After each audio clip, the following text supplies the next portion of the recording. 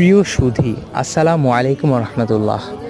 পশ্চিম মঘিয়াস্থ new সততা ফাউন্ডেশনের উদ্যোগে এলাকার কিছু অভাবী পরিবারের মাঝে পৌঁছে দেওয়া হচ্ছে ঈদ সামগ্রী।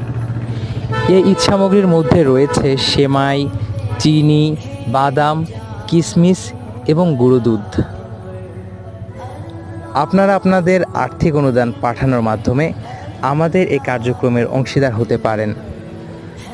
আল্লাহ তাআলা আমাদের এই ক্ষুদ্র উদ্যোগকে কবুল করুন এবং আপনাদের সকলের আর্থিক অনুদান এবং সহায়তাকে কবুল করুন, আমিন।